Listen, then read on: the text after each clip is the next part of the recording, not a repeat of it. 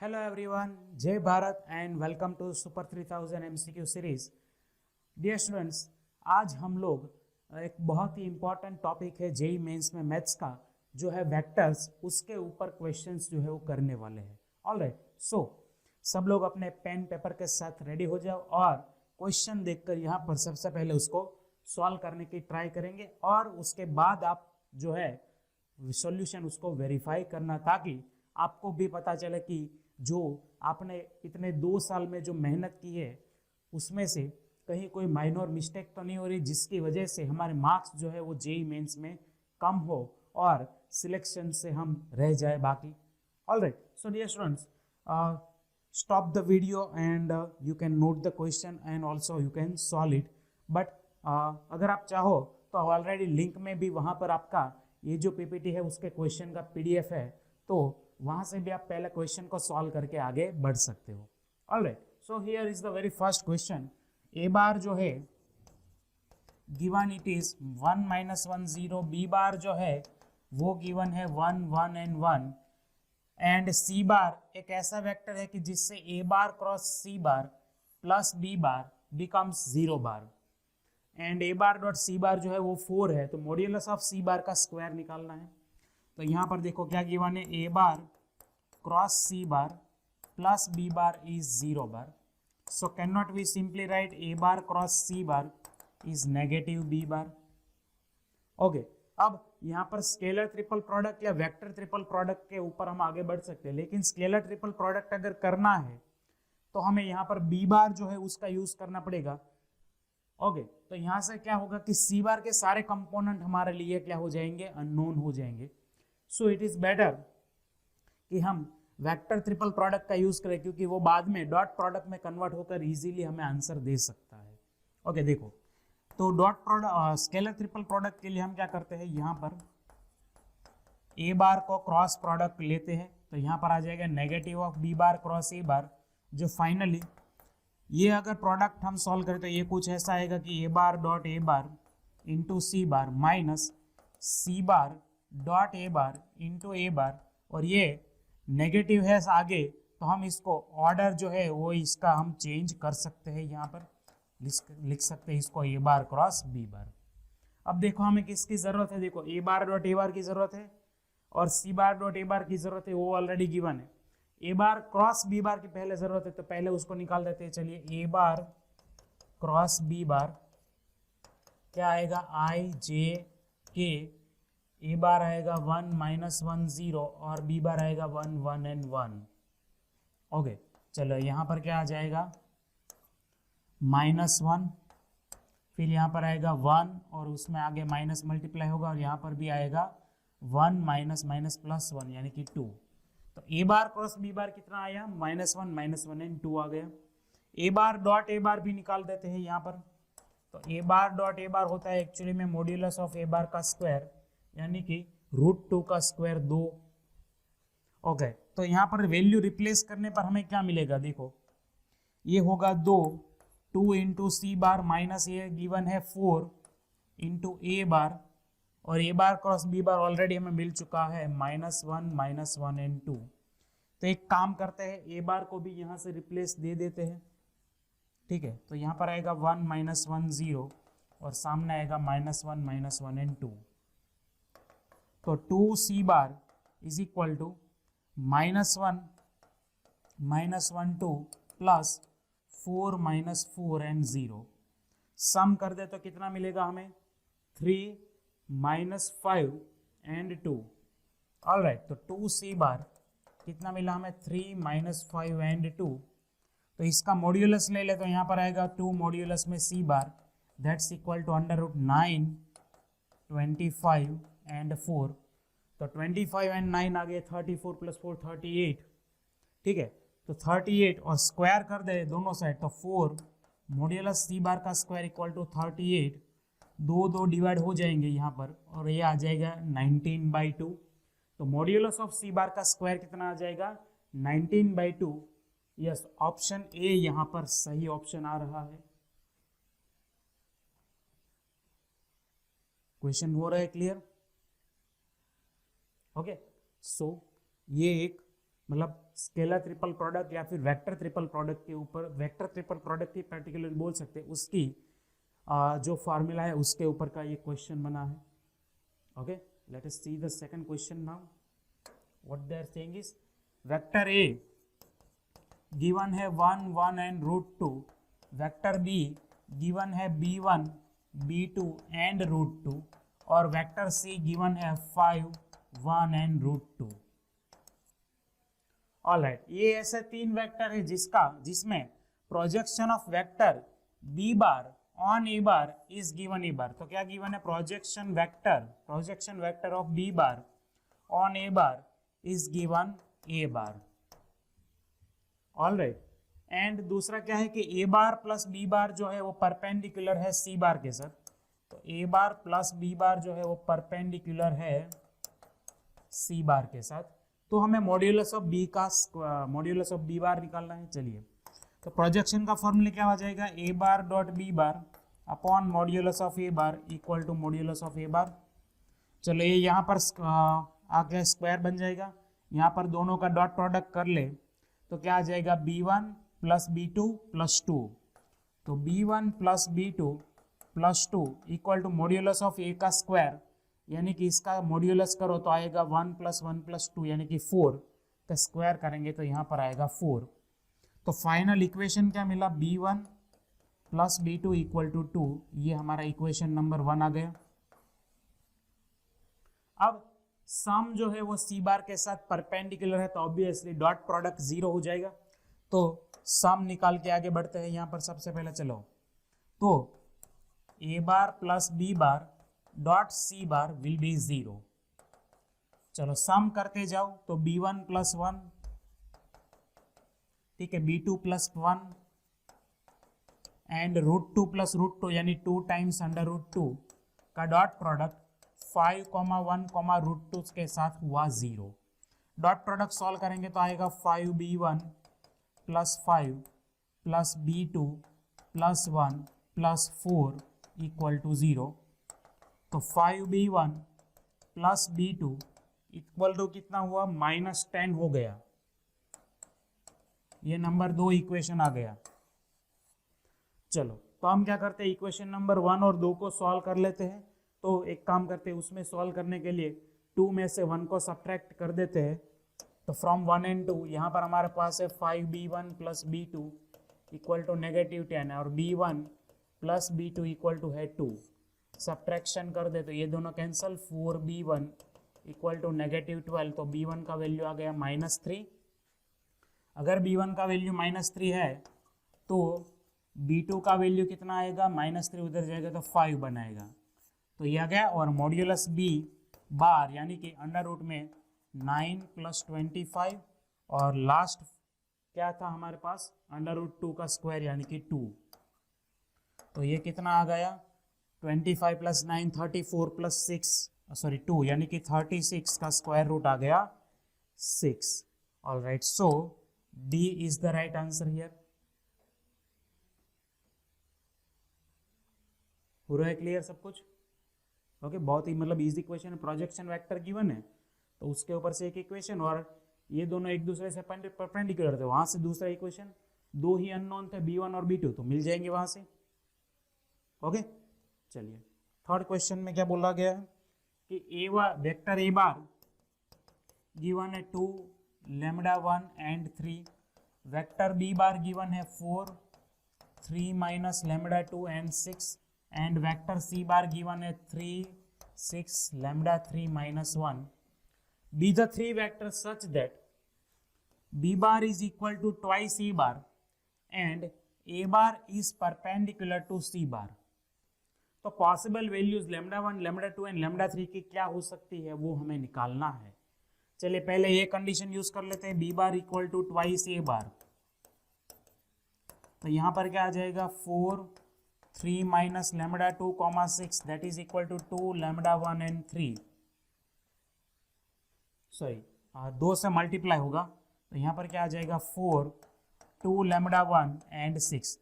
तो देखो पहला और लास्ट कंपोनेंट तो सेम है, तो मिडल कंपोनेंट भी सेम हो ही जाएगा कि 3 माइनस λ2 इक्वल टू 2 λ1. तो लैम्बडा 1 जो है, ऑलराइट, वो इक्वल टू क्या आ गया, 3 माइनस लैम्बडा 2 डिवाइड बाई 2 आ गया। ये एक पहला रिजल्ट आ गया। दूसरा रिजल्ट अपने पास क्या है कि A bar is perpendicular to सी बार, इसका मतलब दोनों का डॉट प्रोडक्ट 0, तो देखो डॉट प्रोडक्ट डायरेक्ट कर लेंगे तो 3 to 6 प्लस लैम्बडा 1 इंटू 6 यानी कि 6 लैम्बडा 1 और 3 लैम्बडा 3 माइनस 3 इक्वल टू 0। तो इसका क्या मतलब हुआ, 6 lambda 1 plus 3 lambda 3 plus 3 equal to 0। तो लैम्बडा 1 को सब्जेक्ट बनाने पर यहाँ पर क्या आएगा, minus lambda 3 minus 1 divide by 2 आ जाएगा। ओके, तो ये लैम्बडा 1 का वैल्यू लैम्बडा 2 के टर्म्स में, और एक मिनट मैंने यार शायद थोड़ा सा मिस्टेक किया है, यहाँ पर हमें लैम्बडा 2 को सब्जेक्ट बनाना चाहिए, क्योंकि लैम्बडा 2 को सब्जेक्ट बनाने पर आएगा 2 लैम्बडा 1 प्लस 3, और यहाँ पर लैम्बडा 3 को सब्जेक्ट बनाने पर हमारे पास क्या आएगा, ये आएगा माइनस 2 लैम्बडा 1 माइनस 1, इस ऐसा आएगा। तो लैम्बडा 2 और लैम्बडा 3 दोनों लैम्बडा 1 के टर्म्स में आ गए, यानी कि लैम्बडा 1 लैम्बडा 2 एंड लैम्बडा 3 जो बनेंगे वो कुछ ऐसा बनेंगे, lambda 1 comma 2 lambda 1 plus 3 and minus 2 lambda 1 minus 1। अब इनमें से कौन सी बेस्ट वैल्यू है यहाँ पर सूटेबल, वो हमें पता लगाना है। तो उसके लिए हमें क्या देखना है, देखो पहला कंपोनेंट यहाँ पर 1/2 है ना, तो हम लैम्बडा 1 की वैल्यू 1/2 लेकर चेक करेंगे कि बाकी दोनों वैल्यूज इसके साथ मैच होती भी है या नहीं है। ठीक है, तो पीछे यहाँ पर पहले नोट कर लेते हैं कि ये आया लैम्बडा 1, फिर क्या आया था हमारे पास 2 लैम्बडा 1 प्लस 3, 2 लैम्बडा 1 प्लस 3, और फिर आया था माइनस 2 लैम्बडा 1 माइनस 1। चलो, फॉर लैम्बडा 1 की वैल्यू अगर हम 1/2 ले ले तो यहाँ पर हमें क्या मिलेगा, देखो ये तो आएगा 1/2, ये आएगा 1 प्लस 3 यानी कि 4, और ये माइनस 1 यानी कि माइनस 3। चलो, तो 1/2 4 और माइनस 3 नहीं आ रहे, यानी कि ये गलत हो गया। अब नेगेटिव 1/2 लेकर चेक करते हैं, चलिए। तो लैम्बडा 1 अगर नेगेटिव हाफ है तो यहाँ पर आएगा नेगेटिव 1/2, ये आएगा माइनस 1 प्लस 3 यानी कि 2, और ये कितना आएगा 1 माइनस 1 यानी कि ये तो आएगा 0। क्या ये सही आ रहा है? अच्छा, माइनस 1/2 4 और 0 आया। ओके, तो यहाँ पर मैं एक बार चेक कर लेता हूँ, मुझे थोड़ा सा यहाँ पर डाउट लग रहा है। हाँ, ये मैंने यहाँ पर गलत किया है, एक मिनट, ये यहाँ पर मैंने गलत किया है। ये क्या होना चाहिए, ये होना चाहिए 3 माइनस 2 लैम्बडा 1 होना चाहिए। ओके, ये होना चाहिए 3 माइनस 2 लैम्बडा 1। इसको चेक कर लेते हैं, 3 माइनस यहाँ पर आएगा 1 यानी कि ये आएगा 2। ओके, तो 1/2 2 और माइनस 3, ऐसा तो था ही नहीं यहाँ पर। ओके, ये तो था ही नहीं वैसे भी। चलो, यहाँ पर इसको चेक करते हैं मिडल वाले को, तो 3 और ये आएगा माइनस माइनस प्लस 1, ठीक है ना, मतलब यहाँ पर आएगा 4, तो माइनस 1/2 4 और 0 यहाँ पर आ रहा है, यस आ रहा है यहाँ पर, यानी कि बी हमारा करेक्ट ऑप्शन हो गया। यहाँ पर बिल्कुल सही है, कोई उसमें डाउट नहीं है। ओके, तो लैम्बडा 2 को लैम्बडा 1 के टर्म में लिखा, लैम्बडा 3 को भी लैम्बडा 1 के टर्म में लिखा, और उसके बाद जो ऑप्शन है उसके अकॉर्डिंग हमने वैल्यूज लेकर यहाँ पर हमें चेक करना पड़ेगा। चलो, क्लियर है ये क्वेश्चन? ओके, नंबर 4 देखते हैं। ए जो है वो पॉइंट है लाइन के ऊपर का, तो ए को हम क्या लिख सकते हैं, 1 माइनस 3 म्यू जो गिवन है उसके जैसे ही डायरेक्टली लिख सकते हैं, क्योंकि ये लाइन का जनरल फॉर्मेट ही है, मतलब पैरामेट्रिक फॉर्म है। ओके, बी पॉइंट गिवन है 3 2 एंड 6। ओके, ए और बी स्पेस में पॉइंट है, ए लाइन के ऊपर का है। Value of mu for which the vector A B is parallel to this plane. अब क्या पूछा गया है, एक प्लेन है, इसके साथ ये वेक्टर जो है ए बी, ठीक है, वेक्टर ए बी जो है वो क्या है, उसके साथ पैरेलल है। अगर ये उसके साथ पैरेलल है तो प्लेन का जो नॉर्मल वेक्टर होता है, ठीक है, वो इसके साथ क्या होने वाला है, परपेंडिकुलर होने वाला है। ये बात समझ में आ रही है?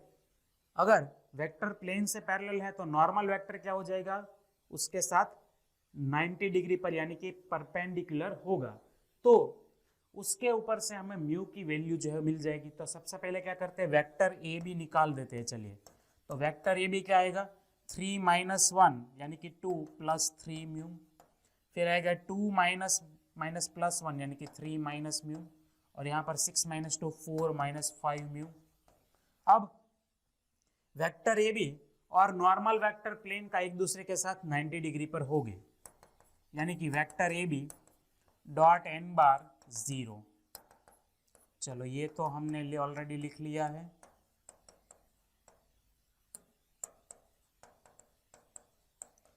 चलो यहाँ पर नॉर्मल वेक्टर क्या आएगा, 1 minus 4 and 3 equal to 0। Solve कर देते हैं इसको, तो 2 plus 3 mu as it is रहेगा। यहाँ पर माइनस 4 मल्टीप्लाई होगा तो माइनस 12 प्लस 4 म्यू, और 3 मल्टीप्लाई होगा तो 12 माइनस 15 म्यू इक्वल टू 0। चलो यहाँ पर कितना आएगा, 4 3 7, 7 माइनस 15 यानी कि माइनस 8 म्यू, फिर 2 माइनस 12 माइनस, एक मिनट, प्लस और माइनस 12 तो कैंसिल, तो प्लस 2 इक्वल टू 0, तो म्यू का वैल्यू आएगा 1/4। All right, so C is the right option here. समझ में आया ये कंसेप्ट यहाँ पर क्या बोल रहा है, अगर वेक्टर प्लेन से पैरेलल है तो नॉर्मल वेक्टर उस गिवन वेक्टर के साथ कैसा होगा, 90 डिग्री पर ही रहेगा, उसके पास दूसरा कोई एंगल और नहीं बनेगा। ओके, नेक्स्ट क्वेश्चन देखते हैं, नंबर 5। वेक्टर अल्फा गिवन है, वेक्टर बीटा गिवन है ए बार और बी बार के टर्म में। ए बार एंड बी बार जो है वो नॉन कोलिनियर है, लेकिन लैम्बडा की कौन सी वैल्यू है कि जिससे alpha bar and beta bar collinear बन जाए। तो बहुत ही सिंपल है, देखो alpha bar and beta bar are collinear, तो उसका मतलब कि हम यहां पर ऐसा लिख सकते हैं कि lambda minus 2/4 lambda minus 2 is equal to 1/3। इसके साथ पहला रेशियो और इसका कोफिशिएंट और इसका कोफिशिएंट दोनों का रेशियो क्या होना चाहिए, सेम होना चाहिए। तो इसको सॉल्व कर लो तो ये आ जाएगा 3 lambda minus 6 equal to 4 lambda minus 2, तो ये आएगा लैम्बडा इक्वल टू -4, यानी कि D will be the right option. Got it. तो नेक्स्ट क्वेश्चन पर चलते हैं। यहाँ से अब क्या बोल रहा है, क्वेश्चन नंबर 6 जो है बोल रहा है कि A bar is given 1 2 4, B bar is given 1 lambda and 4, C bar is given 2 4 and lambda square -1। Alright, ये तीनों के तीनों कोप्लानर वेक्टर्स है, ठीक है। तो हमें ए बार क्रॉस सी बार की नॉन जीरो वेक्टर वैल्यू जो है वो गिवन, नॉन जीरो वेक्टर हमें ए बार क्रॉस सी बार फाइंड आउट करना है। अगर ये तीनों कोप्लानर है तो ऑब्वियसली इनका बॉक्स प्रोडक्ट जो है वो 0 होना चाहिए, यानी कि डिटर्मिनेंट 1 2 4, 1 लैम्बडा 4 एंड 2 4 क्या आएगा यहाँ पर, lambda square -1, that should equal to 0। Okay, चलो यहाँ पर पहला कॉलम के अकॉर्डिंग चेक कर देते हैं। पहले कॉलम के अकॉर्डिंग यहाँ पर आएगा लैम्बडा क्यूब माइनस लैम्बडा -16, फिर आएगा -1 के अकॉर्डिंग 2 लैम्बडा स्क्वायर -2 -16 और +2 के साथ आएगा यहाँ पर 8 -4 लैम्बडा इक्वल टू 0। चलो तो ये लैम्बडा क्यूब माइनस लैम्बडा -16, यहाँ पर आएगा -2 लैम्बडा स्क्वायर और ये -18 का +18 और यहाँ पर आएगा +16 -8 लैम्बडा इक्वल टू 0। तो प्लस और -16 तो गया, क्या बचा अपने पास, लैम्बडा क्यूब, ठीक है। उसके बाद -2 लैम्बडा स्क्वायर और उसके बाद -9 lambda +18, -9 lambda plus 18 equal to 0। तो यहाँ से लेमडा स्क्वायर कॉमन निकालने पर लेमडा -2 और -9 कॉमन निकालने पर भी लेमडा -2 आएगा। तो लेमडा की पॉसिबल वैल्यूज आएगी ±3 and 2। ओके, फैक्टराइजेशन से ऊपर से तो लेमडा की वैल्यू अगर ±3 हम लेते हैं तो देखो यहाँ पर अगर हम ±3 में से कोई भी वैल्यू ले, ऑलराइट, तो क्या होगा, देखो यहाँ पर, हाँ यहाँ पर अगर ए बार क्रॉस सी बार हमें नॉन जीरो चाहिए ना, तो वेक्टर सी बार क्या आएगा, क्योंकि ए बार तो ऑलरेडी वहां पर है ही, सी बार क्या बनेगा, देखो यहाँ पर 3 लेने पर ये बनेगा 9 - 1 यानी कि 8 बनेगा। अब वो -3 लेगो तो भी 8 ही बनेगा। तो for lambda equal to ±3 vector C bar is becoming 2, 4 and 8। Vector A bar जबकि ऑलरेडी 1, 2, 4 गिवन है, तो ये दोनों तो क्या होंगे, पैरेलल वेक्टर होंगे। So what we are getting, A bar parallel to C bar, so A bar cross C bar तो यहाँ पर आ जाएगा 0, तो इसमें तो वो मिलेगा नहीं। तो यानी कि लैम्बडा की कौन सी वैल्यू हमें पॉसिबल मिलेगी, सिर्फ 2 मिलेगी पॉसिबल वैल्यू एक ही। ओके, उसके अकॉर्डिंग A बार और C बार का क्रॉस प्रोडक्ट हमें करना पड़ेगा। तो यहाँ पर C बार क्या बन जाएगा, देखो 2, 4 और 1 बन जाएगा, ठीक है। लैम्बडा का वैल्यू 2 यहाँ पर डाल दो तो अच्छा 4 - 1 सॉरी 3 बन जाएगा। यहाँ पर क्या बन जाएगा, यहाँ पर 3 बन जाएगा। ए बार ऑलरेडी 1, 2, 4 है ही। चलो क्रॉस प्रोडक्ट लगा लेते हैं। I J K 2, 4, 3 सॉरी 1, 2, 4 2, 4 3, यहाँ पर आएगा 6 - 16 यानी कि -10 माइनस J 3 - 8 यानी कि -5 प्लस K 4, 4, 0 यानी कि ये क्या आया, -10 + 5, 0 मतलब कि -10I + 5J, ये वाला ऑप्शन रहेगा सी ऑप्शन हमारा राइट ऑप्शन। क्लियर है, ऑलराइट। अगर को प्लानर है तो ऑब्वियसली उनका बॉक्स प्रोडक्ट 0 रहेगा और वहां से हमें लैम्बडा की वैल्यू मिल गई। अगर लैम्बडा की वैल्यू मिल गई तो वहां से पॉसिबल वैल्यूज के ऊपर से ए बार क्रॉस सी बार में पहले 2 ऑप्शन में ±3 में 0 मिला, लेकिन 0 वेक्टर मिला, लेकिन तीसरे ऑप्शन में वो नॉन जीरो मिल चुका है। Clear, okay. नेक्स्ट क्वेश्चन में चलते हैं। नंबर 7 क्या बोल रहा है कि एक ये वेक्टर गिवन है, दूसरा ये वेक्टर, यहाँ पर दूसरा वेक्टर ये वाला गिवन है एंड तीसरा वेक्टर है ये वाला, रिस्पेक्टिवली बी द, अच्छा ये तीनों पोजीशन वेक्टर से पॉइंट ए बी सी के, ये तीनों क्या है, पोजीशन वेक्टर से ए बी और सी के with respect to origin. Okay, if the distance is C, distance of C from the bisector of acute angle between O A and O B is given 3/√2, तो sum of all possible values of beta. तो अगर C जो है उसका OA और OB को जो join करते, मतलब उसके बीच का जो एंगल है एक्यूट एंगल, उसका अगर वो बाइसेक्टर के साथ डिस्टेंस 3/√2 है तो हमें बीटा के पॉसिबल वैल्यू निकालना। अब देखो ये तीनों पोजीशन वेक्टर, मान लो कि ये हमारा कोऑर्डिनेट सिस्टम है, ये हमारा ओरिजिन है। अगर यहां पर हमारा पॉइंट A है, ठीक है, पॉइंट A के कोऑर्डिनेट क्या है, √3, 1 है। अभी तीनों की तीनों पॉइंट जो है वो 2 डायमेंशन में गिवन है, तो एक्स वाई प्लेन चलेगा हमारा। तो ये है √3, 1, ठीक है, समझना। इसका ओरिजिन के साथ डिस्टेंस आएगा 2 यूनिट, OA का डिस्टेंस कितना रहेगा, 2 यूनिट। तो क्या मैं इस पॉइंट को ऐसा लिख सकता हूँ √3, 1 की जगह पर, देखो समझना, √3, 1 की जगह पर मैं ऐसा लिख सकता हूँ कि 2 cos यहाँ पर 30 एंड 2 sin 30, ऐसा लिख सकते हैं। और एक दूसरा पॉइंट हम ले ले बी पॉइंट, वो क्या है 1, √3 है, इसका डिस्टेंस भी देखो 2 यूनिट ही है। तो 1, √3 को क्या मैं ऐसा लिख सकता हूं कि 2 cos 60 एंड 2 sin 60। इसका मतलब क्या हुआ कि ये जो एंगल है ये 30 डिग्री होगा और ये वाला जो एंगल है वो 60 डिग्री होगा। तो दोनों के बीच का एंगल कितना हुआ, टोटल 30, मतलब अगर इसका मैं बाइसेक्टर बनाऊं तो ये जो बाइसेक्टर बन रहा है मेरा, ओके, वो कौन से एंगल पर इंक्लाइंड होगा? टोटल 45 डिग्री पर इंक्लाइंड होगा, हाँ या ना? ठीक है, मतलब ओरिजिन में से पास होती हुई 45 डिग्री वाली लाइन क्या होती है? तो हम क्या बोल सकते हैं कि इक्वेशन ऑफ बाइसेक्टर वो आ जाएगा x minus Y equal to 0। Okay, अब पॉइंट C जो है मान लो यहाँ पर है, उसका लाइन के साथ परपेंडिकुलर डिस्टेंस कितना है? 3/√2 है।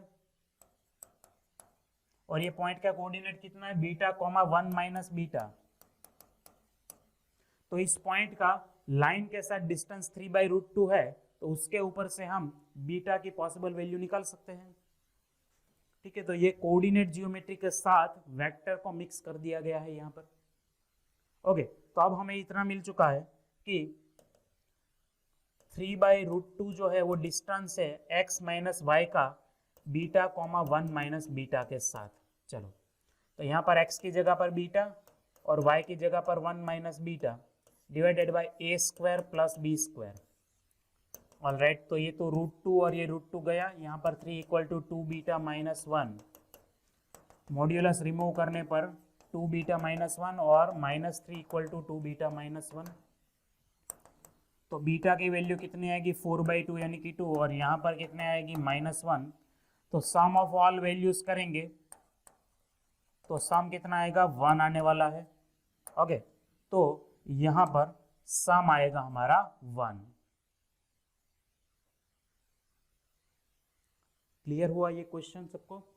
कोऑर्डिनेट ज्योमेट्री कैसे हमने यहाँ पर यूज किया, क्योंकि सारे पॉइंट जो है वो 2 डायमेंशन में थे, XY प्लेन में ही ऑलरेडी, तो उसके अकॉर्डिंग हमने यहाँ पर लिया है एंगल बाइसेक्टर। ओके, चलो आगे बढ़ते हैं नेक्स्ट क्वेश्चन में। Sum of all distinct real values. देखो यहाँ पर सम है, लेकिन क्या है? Distinct real values of mu for which this, पहला वेक्टर, दूसरा वेक्टर और ये तीसरा वेक्टर जो है, ये तीनों वेक्टर कोप्लानर होने चाहिए। ऑलराइट, कोप्लानर होने चाहिए। उसके लिए distinct real values of mu का सम हमें निकालना है। चलो, सबसे पहले अगर ये कोप्लानर है तो इनका बॉक्स प्रोडक्ट हो जाएगा 0। Yes, okay. चलो यहाँ पर क्या आएगा? μ1 1, फिर आएगा 1 μ1 और उसके बाद 1 1 म्यू, दैट्स 0। चलो, तो ये क्या होगा? म्यू के प्रोडक्ट में आएगा म्यू स्क्वायर -1, -1 के प्रोडक्ट में आएगा म्यू -1 और +1 के प्रोडक्ट में आएगा 1 माइनस म्यू। ठीक है, तीनों के तीनों टर्म्स में से म्यू -1 कॉमन ले ले, क्योंकि म्यू की वैल्यू के लिए फैक्टराइजेशन वैसे भी करना भी पड़ेगा। तो यहाँ पर क्या बचेगा? म्यू इंटू म्यू +1, यहाँ पर -1 एज इट इज, और यहाँ पर भी -1 आ जाएगा इक्वल टू 0। चलो, तो एक तो म्यू की वैल्यू मिल गई 1, दूसरी वैल्यू के लिए यहाँ पर आएगा mu square plus mu -2 equal to 0।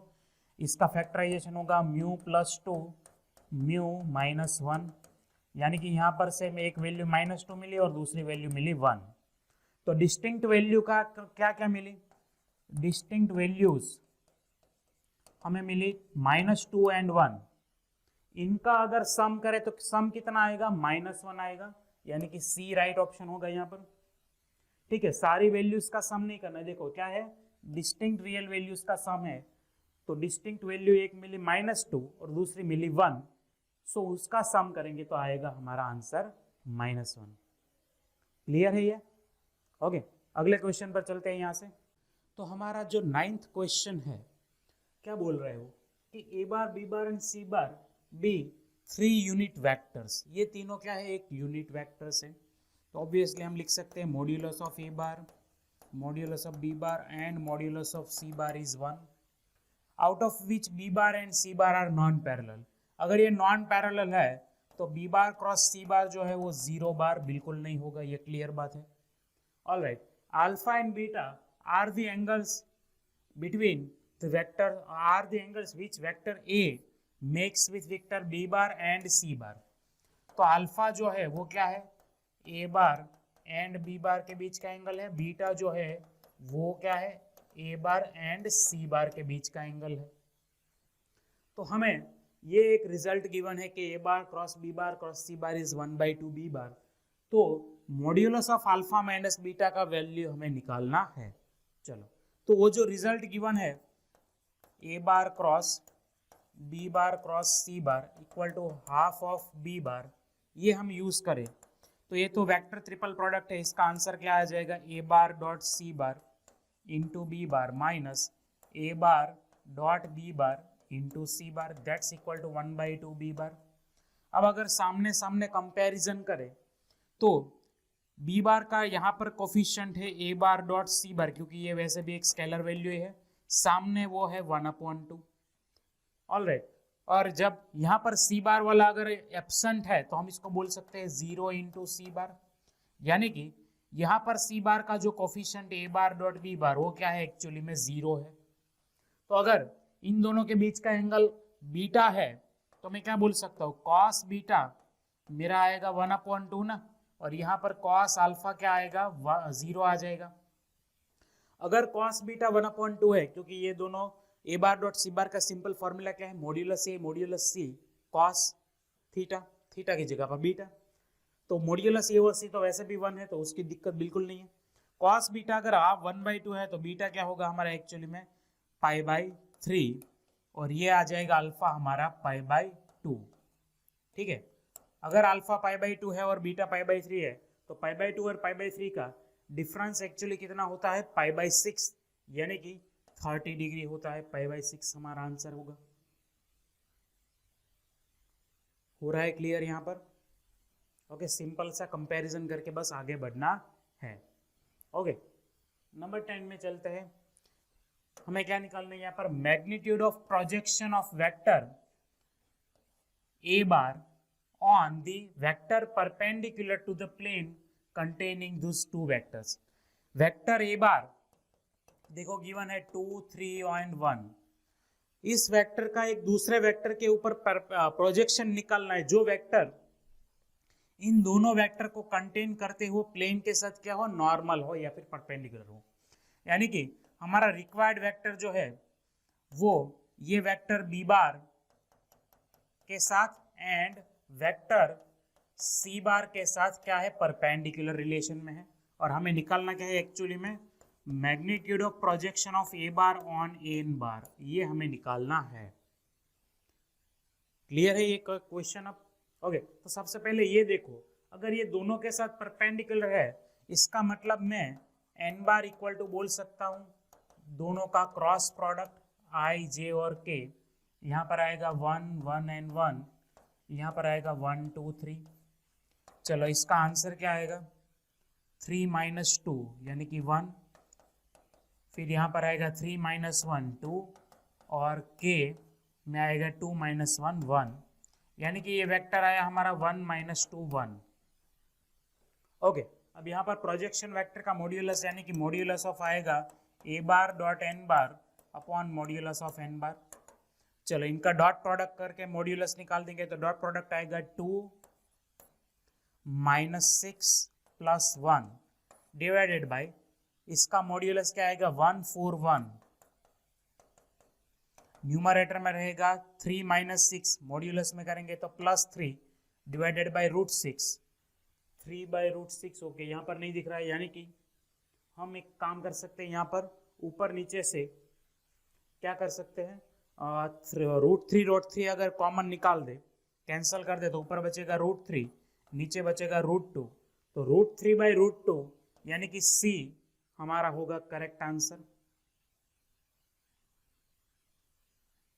Okay, तो मतलब one of the easy question जिसको आप बस एक आध मिनट में ही इजीली सॉल्व कर सकते हैं।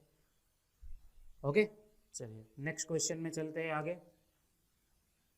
तो नेक्स्ट क्वेश्चन जो हमारा है क्या बोल रहा है कि let A bar and B bar are given vectors for some real value of x.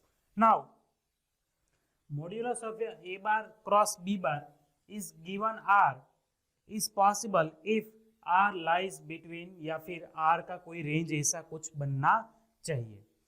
तो इन शॉर्ट हमें क्या पूछा गया है, यहाँ पर आर का कोई रेंज जो है वो पूछा गया है, और उसके लिए ए बार क्रॉस बी बार का मॉड्यूलस जो है उसका हमें क्या लेना है, आर। तो सबसे पहले क्या करते हैं, ए बार क्रॉस बी बार निकाल देते हैं हम। देखिए चले, ए बार क्रॉस बी बार, एक मिनट, ए बार क्रॉस बी बार क्या आएगा यहाँ पर, आई जे के 3 2x, और यहाँ पर आएगा 1 - 1 1।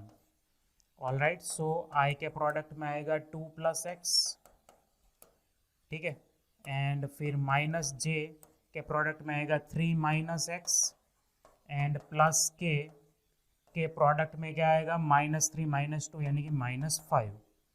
अब अगर इसका मॉड्यूलस अगर हम ले लें तो वो क्या आएगा, 2 + x का होल स्क्वायर, और ये आ जाएगा 3 - x का भी होल स्क्वायर, या फिर x - 3 का होल स्क्वायर भी ले लो, कोई फर्क नहीं पड़ेगा। और यहाँ पर आएगा -5 का स्क्वायर यानी कि 25। इसको हमें क्या लेना है, r लेना है। तो अगर r इक्वल टू हम ले लें यहाँ पर, तो हमें क्या मिलेगा, देखो x² + x² बनेगा यहाँ पर 2x², फिर यहाँ पर आएगा 4x और -6x यानी कि -2x, और प्लस 25 + 9 यानी कि 34, प्लस 4 38 आ जाएगा यहाँ से। अब देखो ये क्या है, क्वाड्रेटिक एक्सप्रेशन है ना, ये ऐसा क्वाड्रेटिक एक्सप्रेशन है जिसमें x² का कोफिशिएंट जो है वो क्या है, पॉजिटिव है, यानी कि ये अपवर्ड ओपनिंग पैराबोला जैसा होगा। ओके, अब अपवर्ड ओपनिंग में ऑलवेज क्या आता है, बस हमारा मिनिमम वैल्यू आता है, मैक्स वैल्यू हमें नहीं मिलता है ना। तो एक्चुअली में यहाँ पर सिर्फ हमें मिनिमम वैल्यू मिलेगा। ओके, तो उसका मिनिमम वैल्यू होता क्या है, √-d/4a टाइप का होता है। ओके, इसका वैल्यू निकाल देते हैं, चलिए।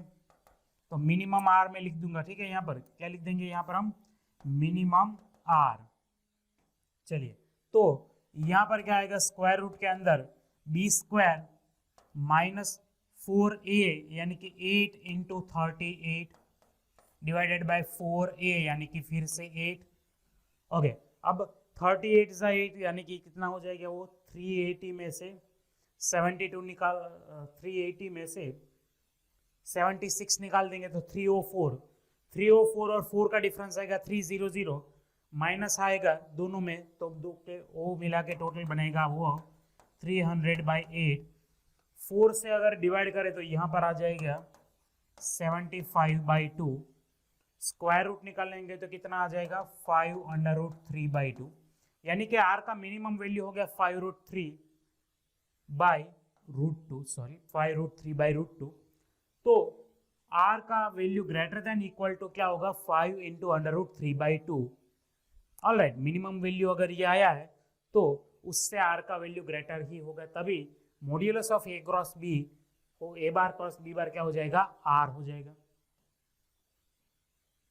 क्लियर हो रहा है यहाँ पर question, a bar cross b बार निकाला, मॉड्यूलस उसको ले लिया r, और r का क्वाड्रेटिक एक्सप्रेशन के अकॉर्डिंग सिर्फ हमें मिनिमम वैल्यू मिल रहा है, तो वो हमने यहाँ पर निकाला। ओके, चलिए नेक्स्ट क्वेश्चन में चलते आगे।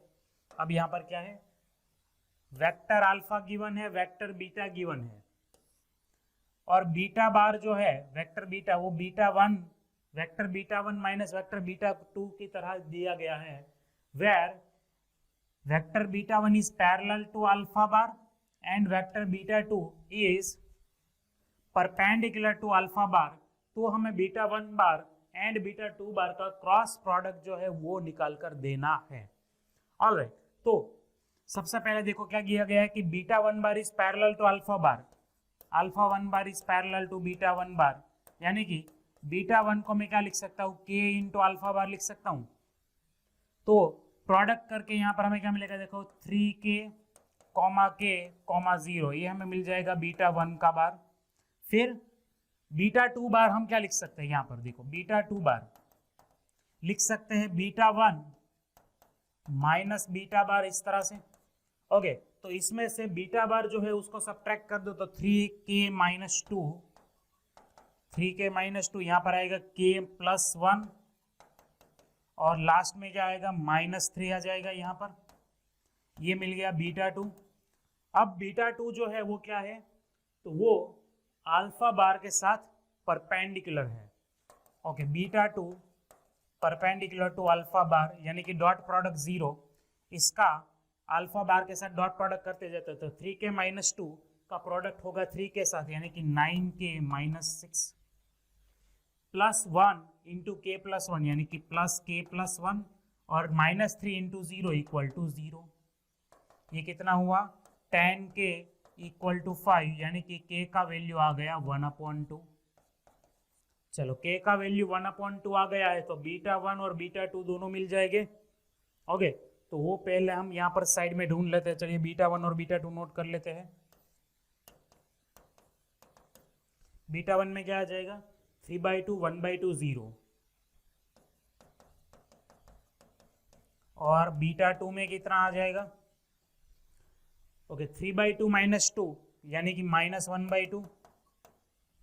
फिर क्या आएगा ओके 1/2 प्लस 1 यानी कि यहाँ पर आएगा 3/2 एंड लास्ट में आएगा -3। ऑलराइट तो बीटा 1 और बीटा 2 मिल गए, उनका अब करना है आपको cross product.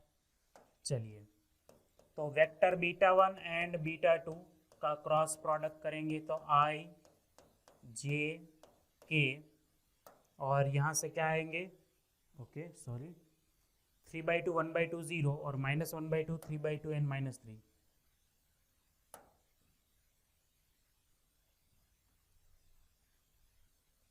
Okay beta 1 and beta 2 यहाँ पर आएंगे i j k 3/2 1/2 0 और यहाँ पर क्या था -1/2 3/2 एंड -3 था ना।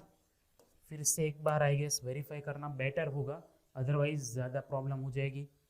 चलिए बस इसको सॉल्व करते हैं तो क्या आएगा -3/2 0 फिर आएगा यहाँ पर माइनस में ये कितना आएगा -9/2 0 और यहाँ पर क्या आएगा 9/4 प्लस 1/4 यानी कि -3/2 9/2 और 10/4 यानी कि 5/2। ऑलराइट ऐसा कुछ दिख रहा है क्या ओके तो 1/2 कॉमन ले सकते हैं यहाँ से 1/2 कॉमन ले लो तो -3i plus 9j plus 5k okay -3 plus 9 plus 5 तो ये वाला ऑप्शन ए जो है वो हमारा राइट ऑप्शन यहाँ पर बन सकता है। ऑलराइट कोई दिक्कत नहीं है उसमें, एकदम राइट ऑप्शन है वो। ऑलराइट तो बीटा 1 हमने पहले अल्फा बार के साथ पैरेलल है वो उसके ऊपर से निकाला, फिर बीटा 2 को भी हमने k के फॉर्म में निकाला, ये परपेंडिकुलर है अल्फा बार के साथ तो k का वैल्यू मिल गया तो बीटा 1 बीटा 2 भी मिल गया। सिंपली बाद में उसका बस हमें क्रॉस प्रोडक्ट करना है। ओके नेक्स्ट क्वेश्चन में चलते हैं। यूनिट वेक्टर है अल्फा ए बार सॉरी यूनिट वेक्टर है ए बार, वो i कैप के साथ π/3 बना रहा है, j कैप के साथ π/4 बना रहा है और k कैप के साथ कोई थीटा बना रहा है बिटवीन 0 टू पाई में। तो थीटा का पॉसिबल वैल्यू अब सिंपल है, देखो i कैप यानी कि x एक्सिस, j कैप यानी कि y axis and k cap यानी कि z एक्सिस। तो अगर कोई वेक्टर कोऑर्डिनेट एक्सिस के साथ alpha beta and gamma angle बनाते हैं तो वो एंगल क्या होते हैं डायरेक्शन एंगल होते हैं। तो उसके ऊपर से हमें ये तो पता है कि डायरेक्शन कोसाइंस का स्क्वायर का सम मतलब कि cos square alpha plus cos square beta plus cos square gamma always होता है 1। अल्फा का वैल्यू π/3 है तो cos स्क्वायर π/3 यानी कि 1/4, cos स्क्वायर π/4 का वैल्यू यानी कि 1/√2 का स्क्वायर 1/2 और यहाँ पर गामा की जगह आएगा थीटा इक्वल टू 1। अभी cos स्क्वायर थीटा को सब्जेक्ट बनाओ तो 1 - 1/2 यानी 1/2 और -1/4 यानी 1/4। तो cos थीटा का वैल्यू मिलेगा प्लस और माइनस 1/2 तो थीटा का वैल्यू मिलेगा π/3 और 2π/3। ठीक है ये दो पॉसिबल वैल्यूज है तो π/3 और 2π/3 में से ओके 2π/3 यहाँ पर गिवन है तो वो हमारा डायरेक्ट आंसर हो जाएगा। ओके बहुत ही मतलब इजी क्वेश्चन है डायरेक्शन एंगल्स के ऊपर बेस्ड। नेक्स्ट क्वेश्चन में चलते हैं। नेक्स्ट क्वेश्चन क्या बोल रहा है, वेक्टर ए बार गिवन है बी बार भी गिवन है। A vector is perpendicular to both A bar plus B bar and A bar minus B bar has magnitude 12। तो एक ऐसा वेक्टर कि जो इन दोनों के साथ परपेंडिकुलर है उसका मैग्नीट्यूड अगर 12 है तो वो वेक्टर निकाल के दे दो। चलिए देखते हैं। Let R be the vector such that modulus of R bar is 12 and it is also perpendicular to this both। तो अगर इसके साथ परपेंडिकुलर लेना है तो हम ऐसा लिख सकते हैं R बार को कि K into A bar plus B bar cross A bar minus B बार, क्योंकि लास्ट में हमें क्या करना है, मैग्नीट्यूड 12 चाहिए ना, तो हम क्या करेंगे, इसके साथ परपेंडिकुलर बनेंगे लेकिन मैग्नीट्यूड 12 बनाने के लिए K का यूज लास्ट में करेंगे। ओके, ये बात समझना। चलिए, तो A बार प्लस B बार यहां पर कर लेते हैं फटाफट। क्या आ जाएगा, 4 4 0। ऑल राइट, यहां पर आ जाएगा 4 4 0। A बार माइनस B बार क्या आ जाएगा, 2 0 4। ओके, 2 0 4। इसका यूज करके क्रॉस प्रोडक्ट कर देते हैं यहां पर, I cap J cap K cap, 4 4 0, यहां पर आएगा 2 0 4। तो K के प्रोडक्ट में चलो क्या आएगा, 16, फिर आएगा 16 इंटू माइनस 0, यानी कि यहां पर आएगा माइनस 16 और यहां पर आएगा माइनस 8। ऑल राइट, अब ये जो हमें वेक्टर मिल रहा है इसका मॉड्यूलस क्या चाहिए, 12 चाहिए ना। ओके, इसको पीछे नोट करते हैं। देखो, R बार इक्वल टू मिला K 16 माइनस 8 कॉमन निकाल दो तो 2 -2 और -1 इक्वल।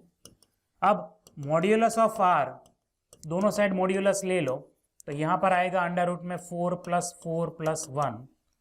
ये चाहिए हमें 12।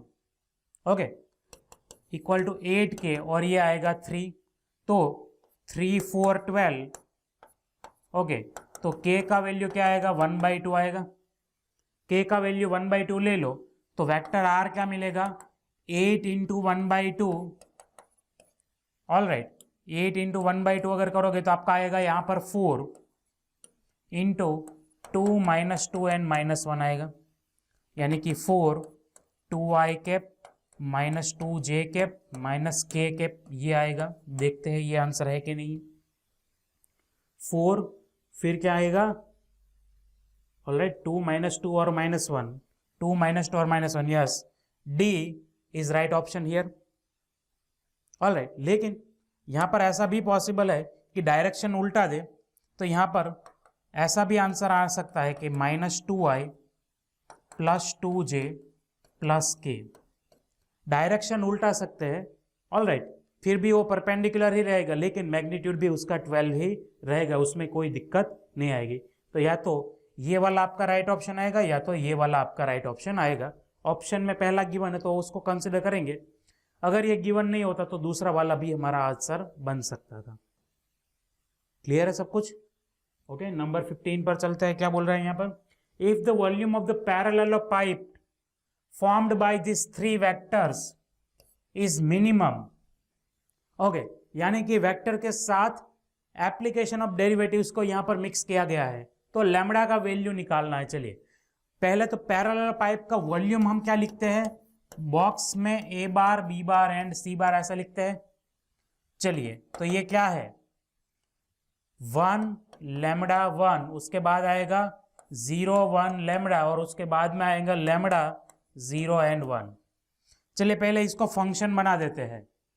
V जो होगा वो ऑब्वियसली लैम्बडा का फंक्शन होगा। देखते हैं क्या होगा, यहाँ पर 1 के साथ आएगा 1 माइनस लैम्बडा यानी कि 1, फिर आएगा माइनस लैम्बडा, उसके साथ 0 माइनस लैम्बडा का स्क्वायर और 1 के साथ माइनस लैम्बडा, यानी कि मेरा फंक्शन क्या मिला मुझे, lambda cube minus lambda plus 1, ये मुझे फंक्शन मिला।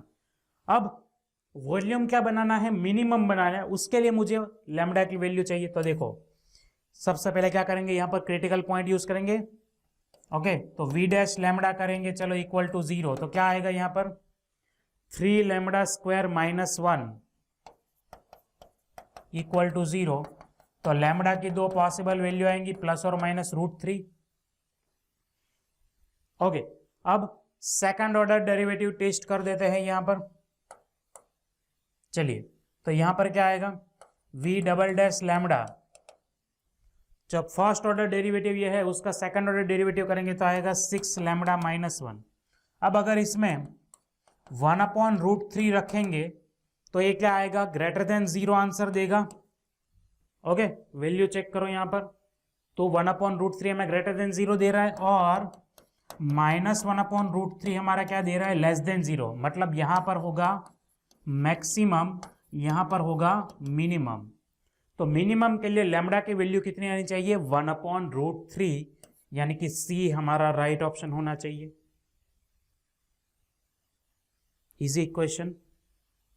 ओके, सो आप इस तरह से फटाफट ये वाले वेक्टर के क्वेश्चन, आई गेस इसमें आपको ज़्यादा टाइम नहीं देना चाहिए, ज़्यादा से ज़्यादा जल्दी जितना भी हो सके करना है, ठीक है हमें।